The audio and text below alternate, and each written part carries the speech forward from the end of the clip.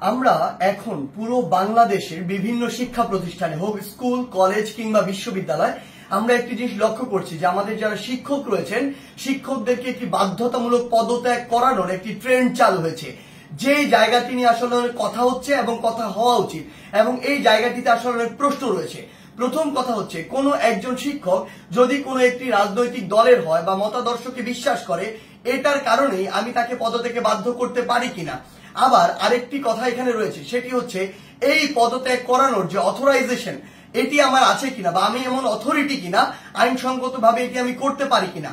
তার পূর্বে আমাদের বিশেষ কিছু প্রেক্ষাপটগুলো চিন্তা করতে হবে। আসলে আমরা আমাদের জায়গা থেকে যারা স্টুডেন্ট রয়েছে রানিং তারা অনেকে শুধু মনে করি যে আমরাই মনে হয় পদত্যাগ করাচ্ছি, কিন্তু আমরা জানি না এর পিছনে আসলে কি কি ঘটনা রয়েছে কিংবা কি কি প্রেক্ষাপট রয়েছে। যেমন আমি আমার বিশ্ববিদ্যালয়ের উদাহরণ দিয়ে যদি বলি, এই বিশ্ববিদ্যালয়ে একটি দল শিক্ষকদের একটি দল যারা তখনকার ক্ষমতাসীন রাজনৈতিক দলের একটি মদতপুষ্ট তারা ছিল। সেই জায়গা থেকে তারা যখন আমাদের এই যে আন্দোলন এই আন্দোলনের বিপক্ষে দাঁড়িয়েছিল। আবার অল্প কিছু শিক্ষক আছে, এই সংখ্যাটি খুবই কম, তারা একদম নিউট্রাল জায়গা থেকে আমাদের আন্দোলনের পক্ষে দাঁড়িয়েছিল। আবার একটা বড় সংখ্যক শিক্ষক ছিল যারা আমাদের আন্দোলনের ঠিকই পক্ষে দাঁড়িয়েছে, কিন্তু তারা আমাদের স্বার্থ চিন্তা করে নয় বরং এই স্বার্থ চিন্তা করে দাঁড়িয়েছিল যে এরপরে যদি কোনো রাজনৈতিক দল ক্ষমতায় আসে তারা ওই রাজনৈতিক দলের আসলে একটি গুরুত্বপূর্ণ স্টেক হোল্ডার, তখন তারা এই ফলটি ভোগ করবে। অর্থাৎ আলটিমেটলি এখানে দুইটি ভাগ রয়েছে। আমাদের এটি মনে করার কোনো কারণ নেই যে আগের যে দলটি ছিল যারা আমাদের বিপক্ষে ছিল তারা বাদ দিয়ে সবাই আমাদের পক্ষে, বরং ব্যাপারটি এমন নয়। আমরা যদি স্কুল কলেজের ক্ষেত্রে এই বিষয়টি লক্ষ্য করি তাহলে আমরা দেখতে পাবো হয়তো কোনো শিক্ষক হয়তো আওয়ামী লীগের রাজনীতির সাথে জড়িত ছিল, কিন্তু থাকে বলেই তাকে আমি পদত্যাগ করাতে পারি কিনা বা করানো উচিত কিনা।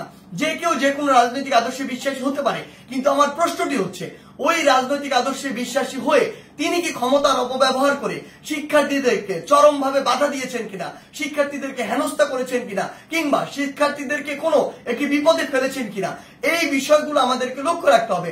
ইভেন ইফ যদি তিনি এই কাজগুলো করেও থাকেন তারপরও তার বিরুদ্ধে এরকম একটি প্রক্রিয়ায় পদত্যাগ করানোর জন্য যে বাধ্য করা এটি আমি করতে পারি কিনা, এই অথরিটি আমার আছে কিনা। আমরা আমাদের জায়গা থেকে মনে করি এটি একটি নিয়মতান্ত্রিক আইনসঙ্গত প্রক্রিয়ার দিকে যাওয়া উচিত এবং এটি তদন্ত সাপেক্ষ হওয়া উচিত। আমরা যদি পিছনের কিছু ঘটনা আসলে লক্ষ্য করি তাহলে কি বিষয়গুলো দেখব। আমরা দেখব প্রত্যেকটি স্কুলে আওয়ামী লীগ ফ্যাসিস্টের আমলে আসলে যে শিক্ষকরা আওয়ামী লীগের তোষামতি করে তেলবাজি করে ডমিনেট করেছে, আরেকটি শিক্ষক ছিল আরেকটি গোষ্ঠী যারা আসলে চুপ ছিল ওই পুরো সময়টুকুতে। এমনটি ভাবার কোনো কারণ নেই যে তারা নিউট্রাল ছিল, তারা তাদের জায়গা থেকে হয়তো এমন আরেকটি দলের ছিল যে দলটি তখন ক্ষমতায় ছিল না। এখন বর্তমান সময় এসে ওই শিক্ষকদের উদ্দেশ্য হচ্ছে উপরের জায়গাগুলোতে প্রিন্সিপাল হোক কিংবা হচ্ছে প্রফেসর হোক কিংবা ভিসি হোক বা এরকম যে কোনো হেডমাস্টার হোক, যেই পদগুলোতেই হোক না কেন ওই পদগুলোর ওই মানুষগুলোকে সরাতে হবে। যদি আমি সরাতে পারি তাহলে আমি এখন ওই পদটিতে গিয়ে বসতে পারবো। এটার কারণে তারা আসলে কি করছে, তারা তাদের ক্লোজ কিংবা কাছের কিছু স্টুডেন্ট কিংবা কিছু স্টুডেন্টকে বিভিন্নভাবে মোটিভেট করে কিংবা কিছু স্টুডেন্ট যারা অতি উৎসাহী বা যাদেরকে সহজে আসলে ইমোশনালি ড্রিভেন করা যায় ওই স্টুডেন্টদেরকে বিভিন্নভাবে প্রভাবিত করে তারা এরকম একটি মত তৈরির চেষ্টা করছে ওই টিচারদেরকে নামানোর জন্য। বলার সময় এমন ভাবে বলছে সে যেন একজন ফেরেশতা, কিন্তু আলটিমেটলি তার উদ্দেশ্য ওইটাই যে ওই শিক্ষককে স্টুডেন্টদের মাধ্যমে সরিয়ে স্টুডেন্টদেরকে জাস্ট টুল হিসেবে ইউজ করা হয়, সরিয়ে তাকে ওই পদটিতে গিয়ে বসতে হবে, এটি হচ্ছে তার উদ্দেশ্য। আবার এখানে আরো বিশেষ কিছু বিষয় রয়েছে। বিষয়গুলো হচ্ছে এরকম যে টিচারদের মধ্যে কিছু নোংরা পলিটিক্স রয়েছে। আসলে আগে হয়তো পূর্ব কোনো শত্রুতা ছিল বা পূর্বের কোনো একটি রাগ বা ক্ষোভ ছিল, যেই রাগ বা ক্ষোভটিকে আবার এখন মেটানোর জন্য তারা এই ব্যবস্থাটুকু গ্রহণ করে। স্টুডেন্টদের যে সাইডটা ওই সাইডটা কিন্তু আসলে জানে না যে এর ভিতরে কি কি পার্সপেক্টিভ রয়েছে। এই টিচারগুলো দেখা যায় কিছু স্টুডেন্টকে ব্যবহার করে, আশেপাশের কিছু ছেলে যেই ছেলেগুলো আসলে এরকম কোনো কিছু চিন্তা না করে কিছু টাকা দিয়ে ওই ছেলেগুলোকে প্রভাবিত করা যায় কিংবা অন্য কোনো সুবিধা দিয়ে প্রভাবিত করা যায় কিংবা পরবর্তীতে কোনো একটি পদ পদবীর সুবিধা দিয়ে আসলে ওই ছেলেগুলোকে প্রভাবিত করা যায়। ওই সামগ্রিক বিষয়গুলো দিয়ে এই কাজটি করা হচ্ছে। কিন্তু আমাদের জায়গা থেকে সবচেয়ে গুরুত্বপূর্ণ যে কথাটি সেই কথাটি হচ্ছে এই কাজটি একজন টিচারকে এরকম করে বাধ্যতামূলক পদত্যাগ করানোর কাজটি আমাদের নয়, এই কাজটি আমরা করতে পারি না। এই কাজটি কেন করতে পারি না? কারণ হয়তো আপনি একজন শিক্ষককে এটি করালেন কিন্তু এর প্রভাব পুরো বাংলাদেশের শিক্ষক সমাজে পড়েছে। আমার তো স্কুলে ওই প্রাইমারি স্কুলের কিন্ডারগার্টেন হাই স্কুলের এমন অসংখ্য শিক্ষক রয়েছে যাদেরকে আমি অনেক বেশি শ্রদ্ধা করি, যারা আমার জীবনের শিক্ষাগুরু, যাদের হাত দিয়ে আমি আজকে এই অবস্থায় এসেছি। আমার ওই এমন একজন শিক্ষকের মনেও থেকে এই প্রভাবটি করেছে যে তার একজন কলিগকে আরেকজন শিক্ষককে স্কুল কলেজে যারা বাবার বয়সের সমান, যারা দাদার বয়সের সমান, এমন বয়সের একজন মানুষ যিনি আমার শিক্ষক, তাকে যদি স্কুলের বাচ্চারা গিয়ে এইভাবে একদম মব জাস্টিসের মাধ্যমে যা ইচ্ছা তাই বলছে, যেভাবে ইচ্ছা সেভাবে অপমান করছে, করে একদম বাধ্য করছে ওই পদ থেকে পদত্যাগ করতে, পুরো বাংলাদেশের শিক্ষক সমাজের উপরে এটির একটি মানসিকভাবে বড় প্রভাব পড়ে, যেটি পুরো বাংলাদেশের শিক্ষক এবং ছাত্রদের যে সম্পর্ক, ওই সম্পর্কের জায়গায় গুরুত্বপূর্ণ একটি প্রভাব ফেলে এবং আমাদের যে এই যে সম্পর্কের জায়গাটি, এটি ভবিষ্যতের জন্য খুব খারাপভাবে নষ্ট হয়। আমরা আমাদের শিক্ষার পরিবেশ নিয়ে কথা বলি, সেখানে যদি আমার শিক্ষক এবং শিক্ষার্থীদের যে এই পরিবেশটি ঠিক না থাকে, এই সম্পর্কটি যদি একটি তিক্ততার পর্যায়ে চলে যায়, তাহলে আলটিমেটলি এটি কিভাবে সম্ভব? আলটিমেটলি এই শিক্ষার উন্নয়নটি কিভাবে সম্ভব? সবচেয়ে বড় কথা হচ্ছে ওই শিক্ষক যদি দোষী হয় তাহলে আমরা আইন নিজের হাতে তুলে নিচ্ছি, আর যদি দোষী না হয় তাহলে আমরা আইনটি ভঙ্গ করছি, যার কোনোটি আসলে আমরা করতে পারি না। যেটি করছি এটি হচ্ছে আইনগতভাবে অন্যায়।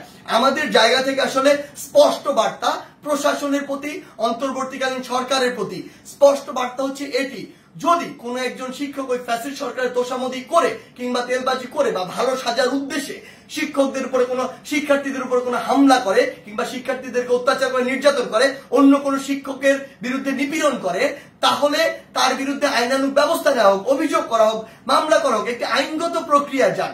কিন্তু কেউ যদি এভাবে আইন নিজের হাতে তুলে নেয়, কাউকে যদি বাধ্য করে, আমি প্রশাসনকে এবং অন্তর্বর্তীকালীন সরকারকে আমাদের পক্ষ থেকে অনুরোধ জানাই, ওই সকল শিক্ষার্থীদের পিছনের উদ্দেশ্য কি, কে তাদের এই কলকাঠিটি নাড়ছে, কে তাদেরকে প্রভাবিত করছে, কি উদ্দেশ্যে প্রভাবিত করছে, এটি আপনারা তদন্ত করে ব্যবস্থা করুন। প্রয়োজন হলে ওই যে শিক্ষার্থী, যারা অল্প কিছু শিক্ষার্থী এটি করছে, সকলে কিন্তু এটি করছে না। আমরা বিভিন্ন বিশ্ববিদ্যালয়ে দেখেছি শিক্ষার্থীরা নিজে আবার ওই সম্মানিত শিক্ষকদেরকে তাদের শপথে ফিরিয়ে নিয়ে আসছে।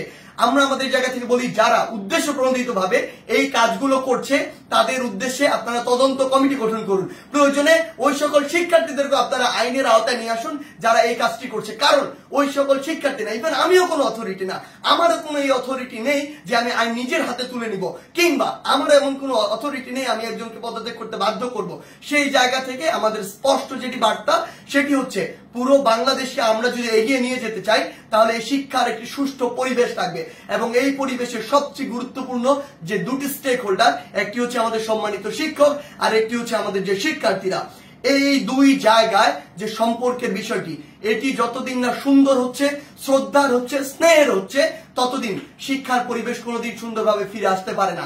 তাই আমরা আমাদের জায়গা থেকে আমাদের এই শিক্ষকদের এভাবে বাধ্য করে কোন একটি নিয়মতান্ত্রিক প্রক্রিয়া না গিয়ে বাধ্য করে পদত্যাগ করানোর যে প্রক্রিয়াটি, এই প্রক্রিয়াটিকে আমরা কখনো সমর্থন জানাই না, বরং আমাদের সম্মানিত অনেক শিক্ষককে বিভিন্নভাবে প্ররোচিত হয়ে অপমানিত বা অপদস্থ করার যে ট্রেন্ড বা একটি প্রক্রিয়া আমরা দেখতে পাচ্ছি, এটিকে আমরা অবশ্যই ঘৃণা ভরে প্রত্যাখ্যান করি। ধন্যবাদ।